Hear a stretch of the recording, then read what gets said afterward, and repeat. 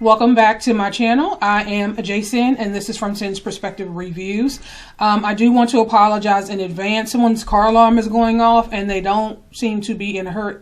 Oh, actually, they just turned it off, so you can forget what I was saying. So, this is going to be obviously my recap of Bridgerton Season 1, Episode 4, An Affair of Honor. So, Daphne and Lord Violet, they arrived at yet another ball.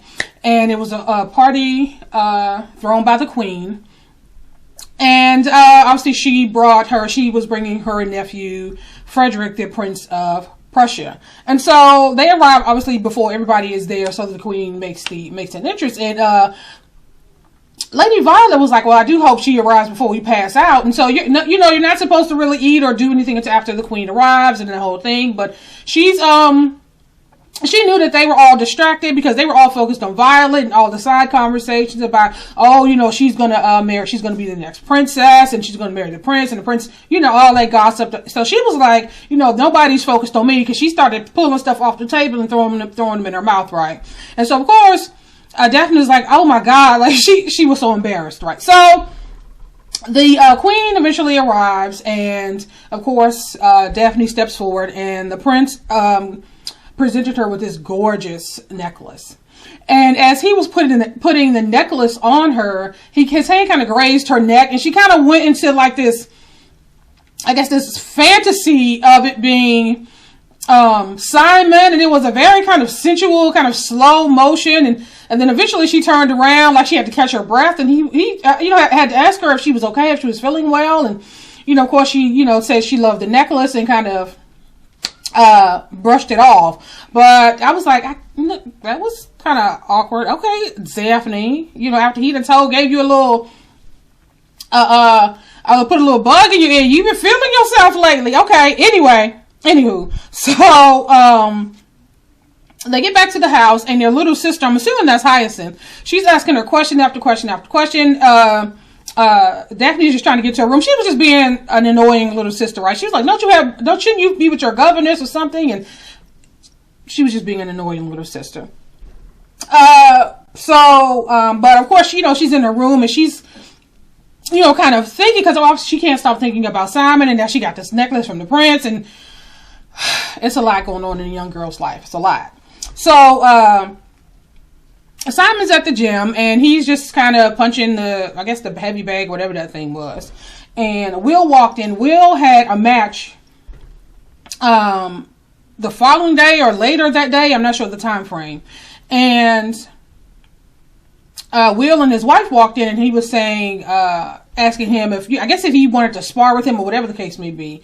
And Simon tells him that he's leaving town. He's done what he came to do, and he's leaving town. And of course, Will is like, well, we need you here, because him being there will basically help them make more money in the event that Will wins, because to have the Duke vouch for you is going to make the purse or the kitty or whatever the term is, make it a lot larger, so he'll be able to make more money. And so initially, Simon didn't want to do that. Obviously, we know that he's just trying to get out of town as quickly as he possibly can. But eventually, Will's wife said her little piece, and of course, he reluctantly decided to stay, which was good to help out his friend. Okay, I mean, they really shouldn't have had to ask you more than once, but anywho. So at the Featheringtons, this was so offensive.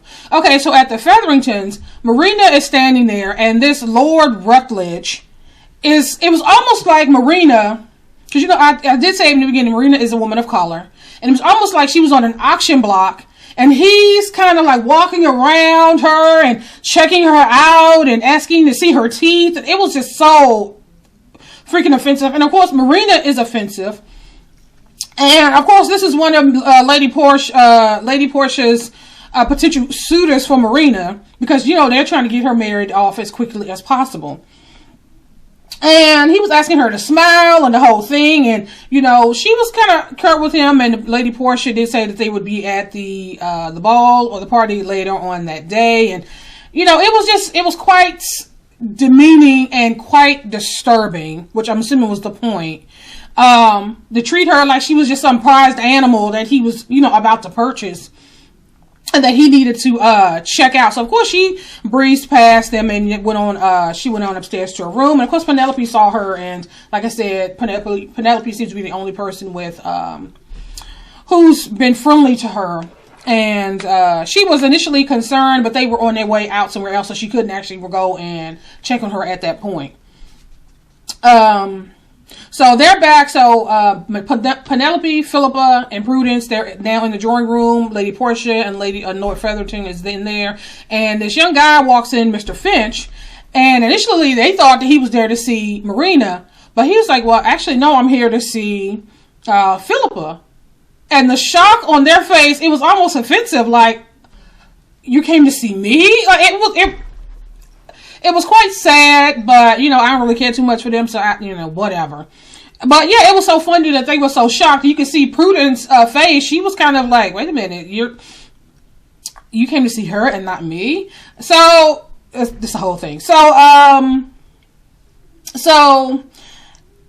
Eloise and Penelope, they're, out and about at the market, and Eloise was looking for flower, she was looking for a feather or something, I can't remember. And of course she was talking about, she was, Eloise on her stuff again about, women wearing flowers in their hair and all the pomp and circumstance to meet a husband and to catch the, to get male attention, and why would you want to wear something that brings more attention to you? And she started talking about she had to leave the house because everybody's swooning all over Daphne, and I think there's some jealousy in that. But also she did mention that because once Daphne is married off, then she's next in line, and she's really not looking forward to that because, of course, again, she wants something different, So then they started speculating over who Lady Whistledown is, and of course Eloise admires her because she feels like, she's independent, she's able to, she's wealthy, and she just idolized her, and so now she's she's really on this kick about trying to find out who this Lady Whistledown is. So it's the fight. Anthony took Daphne to the fight because the prince was there, and I guess he wanted to see her. And, while they're there, of course, Simon is there as well. And so it's kind of awkward because they're trying not to make eye contact with each other. And so you can kind of see she's looking at him when he's not really looking, and he's looking at her when she's not really looking. And of course, she's sitting with the prince, and, she's laughing, and it seems like she's having a good time. And, Simon is feeling some kind of way, and, he's trying to pretend like he's not watching her while at the same time trying to support Will, who's in the ring now fighting. And you saw Lord Featherington over there before the fight, and they were trying to get their bets in, and it was a lot. But you can clearly tell that he's not happy with the arrangement. But in the end, which is good, Will ends up winning, and you see Lord Featherington is pissed off. After the fight, you can see Lord Featherington being surrounded by these men because he lost, and now he owes all of this money to these people. And of course, he said, he's good for it, and he'll get the money to them at some point. And I guess that was good enough for them. Grantham, Benedict is. I don't know. It looked like a library. I'm not sure where he was. Maybe he was at the parlor or something. I don't know where exactly they were. But Benedict was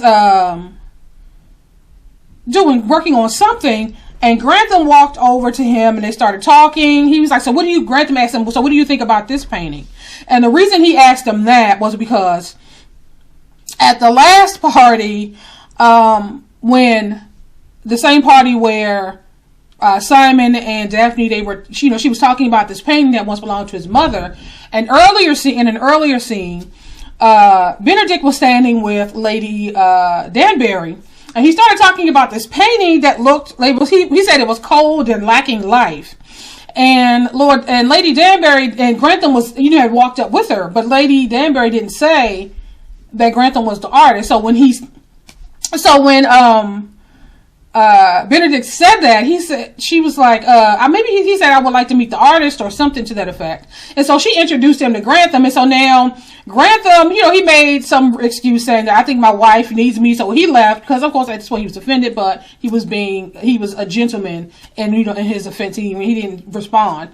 And so, Benedict says to, Lady, Danbury, like, why would you let me go on like that? And she was like, well, I found it rather entertaining. She kind of messy, but that was a hoot. It was funny. So now he's asking him about this painting, and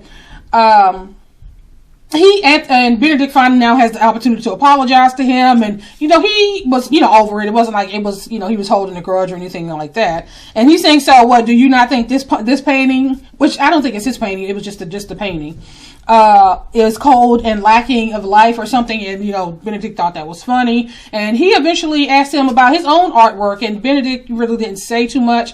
And he invited him to his house later that night, and of course Benedict accepted. So now Anthony and Simon are finally sitting down to talk, and Simon tells him that he's leaving.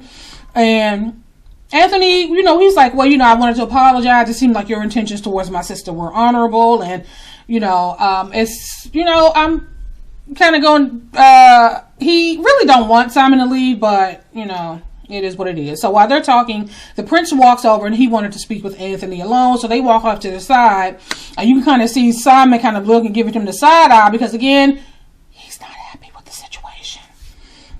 So back at the Bridgerton house, Lady Violet is upset that they took he took Daphne to the fight, because you know they think that's very barbaric and it's not really ladylike. And you know she thought obviously she was entertained and it wasn't a big deal. And of course Hyacinth is there, and she was like, well, was the Duke there? And of course she lied and said the Duke wasn't there, and if he was, and I didn't know that. She's doing this whole thing right, like she's just so nonchalant. Of course her mother's kind of confused, but eventually Anthony walks in. And he tells him that when the prince pulled him to the side, he asked Anthony's permission to propose to Daphne. And so the mom said, well, what did you say? And so rightfully so, and I'm glad he did this, Anthony said that he told the prince that he would let Daphne decide. And she kind of stuttered and stammered a little bit. And her mother said, well, you know, you don't have to make a decision right now. You can wait. And so Anthony was like, well, you know what? I'm going to wait until you're ready to make a decision. And he left it at that, which I was really happy about. Daphne is now, so later that night, you know, they're getting ready to go to the party. And Daphne is in her room, and she's like checking out this necklace. You can kind of see that, you know, she's going over things in her head. And Lady Violet walks in, and she was telling her that maybe you shouldn't wear the necklace because the Duke might be there, and because you haven't made a decision yet, it could, you know, potentially ruin any an opportunity with the Duke. And she eventually told her mother that, you know, it was a sham. And of course her mother's like, what are you talking about? Because her mother could see that they have an affinity they do have feelings for each other. But of course Daphne is like, you know, it was a sham. It was a ruse. You know, it was also that it will make me more desirable so that I will be able to have better options in suitors. And you could tell by the way she was talking about it, she kind of got a little emotional. And so her mother, while shocked, and you know, she was still kind of like, I don't understand why she would do that. She could tell, all she could do was hold her daughter, because she knows that it's more truth than that, because she can see the affinity that they have for each other and the ease and the comfort that they have with each other. And when Daphne was talking about how she wanted a relationship like her mother and her father, she could kind of see her having that with Simon. And so she knew. And so she, you know, really didn't press the issue too much. She wasn't happy, but it was what it was. So Danbury and Simon, you know, they're talking, and of course, you know, she doesn't want him to go, and eventually she tells him that he was stupid for letting Daphne slip through his fingers. And you know, she understands that he's not, you know, prone to, you know, affection and all that kind of stuff. And she talked about the king and, you know, how at one point they were novelties and until the king decided to marry one of them, meaning a woman of color. And now, you know, a lot of them have titles and ranks and, you know, it's a new day in their country. And he's saying that, you know, and her last thing was, you know, what you'll find is that love conquers all. And he was saying, his whole thing was, that's the point. Sorry, my alarm is going off. That's the point.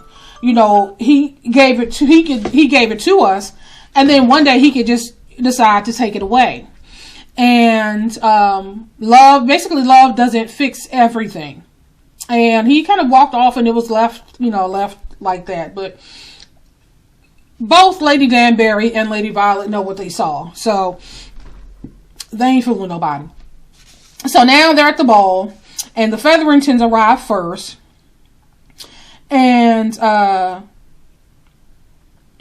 Lord Rutledge walks over, and he's still treating her like she's some prize horse, like I want to see her spin, and all this craziness, right? So he ends up taking her on the dance floor. Obviously, she didn't want to go, but she did. Daphne is standing off to the side. And actually, Mr. Finks, he also walked up and he wanted to dance with Philippa. So they went off to dance.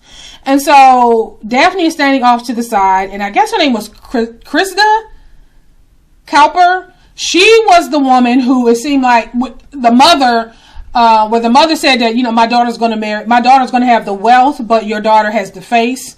And she thought that her daughter was going to be the one to marry the prince. So that's Krista, I think that's how you pronounce her name. So she walked over to Daphne and was like, you know, you had your pick of every suitor, but you couldn't just let me have this or something. She was saying to Daphne. And Daphne was like, it's not my fault that he desires me, and in truth, it's not. So, you know, this is like every man for himself kind of situation. That's how these families treat this. Like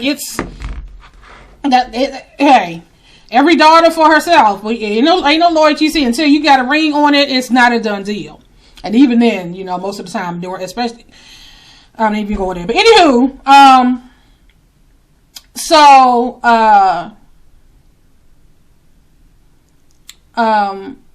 Lady Violet, she's after, I guess, the whole thing with Daphne, she can kind of see the Daphne and the prince are interacting now and the whole thing. And you can see that she snatched this, well, I don't want to say snatched, but somewhat aggressively grabbed this bottle of this glass of champagne and threw it back. So it's like, oh, okay, it's going to be that kind in the evening, is it? Okay. So, Simon, I think they're, you know, still getting things together to pack up so he can leave town. And he was walking through the halls and he saw the painting. And Simon ended up asking one of the footmen, George, like, what is this doing here? And he said that, sir, you wanted us to, I guess, to recall this painting because you wanted to keep the painting. It was the painting that the painting that belonged to his mother. And then he had a flashback of when they were standing in front of the painting, and Daphne was talking about, you know, the whole thing of how the painting, the emotions that particular painting invoked. And so we flash to Benedict and Grantham. So Benedict ended up going to Grantham's home, and the first thing you see all these naked women, and it was basically where people went to paint. So they were, you know, posed, and you had other people there, artists there, and you know, he basically gave him an easel and whatever, and he said and just told him, you know, do whatever it is that you want to do, be as creative as you want. And so back at the ball, Sienna and another woman is singing, and you can see Anthony, he can't keep his eyes off her. And so Lady Violet walks up with a young lady named Lindsay. She's introducing him as, I guess, a potential suitor, and of course he's not. He wasn't interested, and Lady Violet can see that he couldn't keep his eyes off of Sienna. She knows exactly who Sienna is, and of course, she had to have her some more wine. So again, I guess it's gonna be that kind of night. So, Lady Portia was talking to the host of the party, and Philippa and Prudence Bridgerton walks up. Philippa is in tears. And she, you know, pulls him to the side to try to figure out what in the world is going on. And Philippa said that Lord Featherington had said something to Mr. Minks, I guess, to put him off. And so now I guess he's no longer courting Philippa.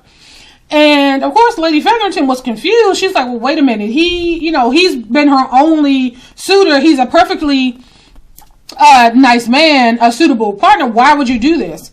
And he was like, well, they can all be presented next year.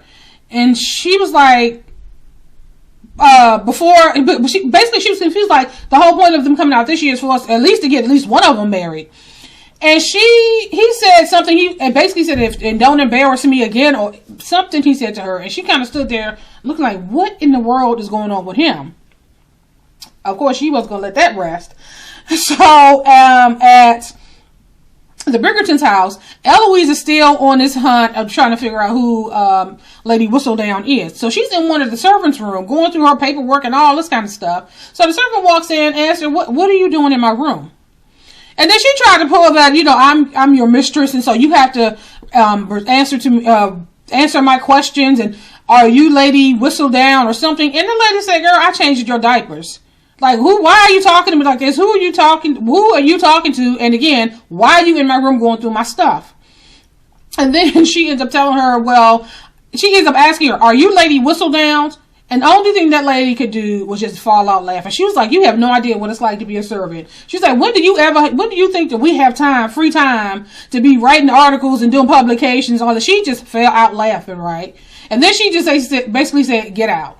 Get out of my room. And she got her stuff and she got out. Like, girl, Eloise, a hot mess. So, back at the ball,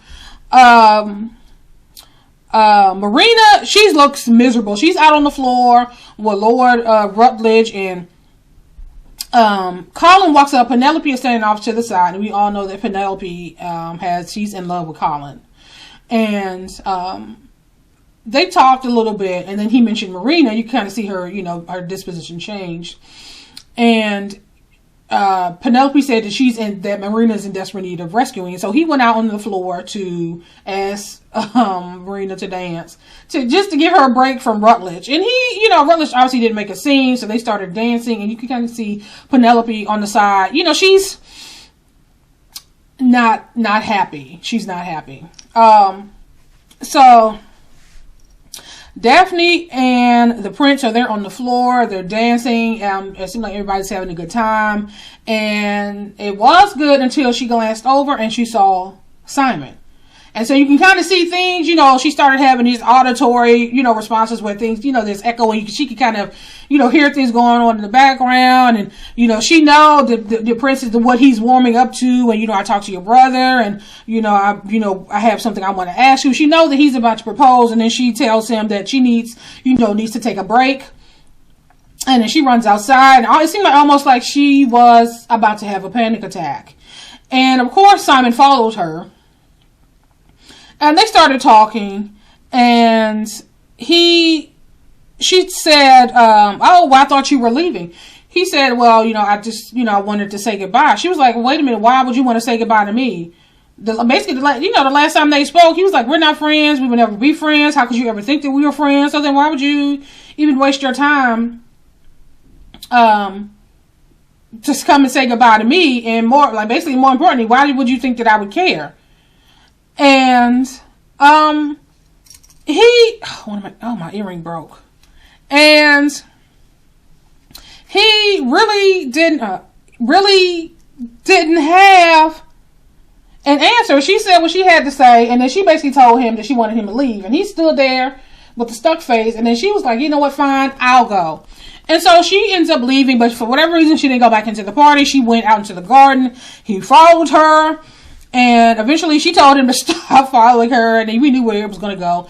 And then they kissed, and then it kind of progressed to more. He's like, his hands all over her. Like, it was a whole thing. Like, it could have gone down in the garden, right? And then Anthony, I guess luckily he was there. And he came out of nowhere and pushed Simon off his sister, punched the crap out of Simon, punched him a couple of times. And basically was like, he was hurt. He was like, I knew that I shouldn't have trusted you. I knew that, if this was a bad idea. And he basically said that you're going to marry her. You've put her in this compromising situation and you're going to save her reputation. Like, you're going to marry her.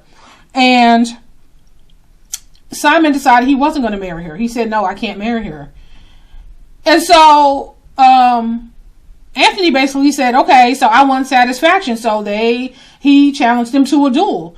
And of course, Daphne is upset because she was like, wait a minute, you would rather die than marry me? And he basically just said that he can't marry her. And so Anthony basically said, okay, it's going to be tomorrow. It's going down at dawn, basically. And so they go, Anthony escorts, Daphne back into the party, and Krista said, well, cause you could see in Daphne's face that something happened out there. And Krista whispered in her ear, like, why do you look so worn or forlorn or something? She said, did something happen in the garden? And so Anthony went over to their mom and said that Daphne had a headache and he was taking her home. And so Benedict is at Grantham's house, and Grantham was looking at his work, and Benedict is very self-conscious about his work. I guess most artists are, and Grantham liked his work, and he, that whole self-deprecating, I could have done this, I don't like my lines, and basically, Grantham invited him there and basically told him that, you can come here anytime. And I think that Grantham want more from Benedict than to just give him some art lessons, okay? That's just my opinion. Anywho,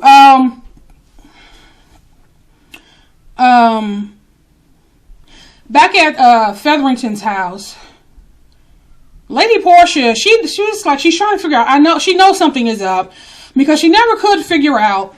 First of all, she can't figure out why he would sabotage his daughter's efforts to wed. Secondly, she couldn't understand why he wouldn't just send Marina back. So now she's going through, her and the mayor is going through the paperwork to try to see what they can find out about what is going on with him, because his move, he's moving funny style. The way he's moving is not making sense. And she's like, I know something is up. So now they're tearing through all his paperwork to try to figure out what Lord Featherington has been hiding. Okay, so they're back at the house, and Anthony Bridgerton's, and Anthony's basically saying he doesn't blame her, that Simon put her in this compromising position, and she's basically trying to tell him, I'm not some naive, stupid child. I mean, that was a bad decision, but I'm glad she's not portraying herself as this, this victim, this genteel woman who was, accosted by this man, because she was all for it. She was all into it. So I'm glad that she didn't try to turn around and then play the victim. And so she had to talk to him. She was like, it's not just about you. It's about, Eloise and Hyacinth. It's about your other sisters. Because, during this time, a scandal, one sister being scandaled is a stain on all of them. And he felt like if this gets out, it's not just going to hurt Daphne's options. It's going to hurt Eloise and Hyacinth. And I think they have another sister. It's going to hurt them as well. And so she felt like, okay, so what is it? Is this really about my honor, or is this about your ego? And he basically said that, it's done. They've made a decision, and you have to let the men handle the things the way that they handle them. And so Benedict arrived home, and he kind of left her to go, and he pulled Benedict into the office, and he's telling Benedict that he needs him to be his second. At this point, he's explained the situation to Benedict, and he needs him to be his second, and they're flashing back and forth between Anthony and Benedict and Simon and Wills. Wills, goes into the gym, and he's Simon is there looking for a drink, and he ends up telling him that, him and Anthony is going to duel, and because of some offense to his sister. And so Will was like, well, how badly was she offended? And all Simon could do was look at him. He's like, oh, okay, so Will's actually volunteered to be his second. And so now it's like, okay, Daphne is trying to tell them that she doesn't think that this is the way things should be. And Colin arrives home, and he can hear the mother. He's trying to help his mother halfway up the stairs because she was good and drunk. And they chuckled a little bit, and you saw Anthony and Benedict open the office door, and Colin looked over. He could tell by that facial expression it was something. He was basically like, oh Lord, what happened now? So now they got to fill him in on what's going to happen. And basically he was telling Benedict that if something happens to him, then Benedict is actually next in line. And it's going to be a bad situation. If he dies, then Benedict is next in line. And if he ends up killing Simon, then he's going to have to leave the country, which in fact Benedict is still going to have to step into that role. So Simon and Wills, they've already decided to be his second. So Anthony decided he's going to go and see Serum. Like, this could be his last night. And he explains to her, what if there was a way for us to be together? And of course, she felt like at this point he's telling her some pipe dreams. We could be together. We could go far away. We could have a family. And, she is not really trying to get caught up. And his idea is that if in the event that he kills Simon, he's going to have to leave the country, which would then allow them to be together because I think the title would then pass to Benedict, which would kind of in a way let him off the hook, so they would be able to be together. And so initially she wasn't falling for it, and then eventually they ended up spending the night together. So I'm like, oh, that's good. Oh, I can see that turning into something real nasty, right? Because I was thinking that when it happened, like, oh, what if he doesn't, what if he doesn't win and like survive, like he get grazed, but because I think you can only shoot once. So what if he gets grazed and he, technically doesn't win and he still has the tie, I don't know. I was like, oh, that could be ugly. And I'm like, damn, you think she pissed now? What if this backfires in her face? Anywho, let me move on. So the Featherington. So Lord Featherington arrives home, and he's walking into his dark office with this lit candle, and then he see Lady Portia sitting there, and he's like, "What are you doing here?" She basically told him, "I went through all the paperwork. I've been through the ledgers, and you have spent all our damn money." And something told me that when he was betting on that match, that maybe he had a gambling problem. She was like, "You spent all of our money, including our daughter's diaries."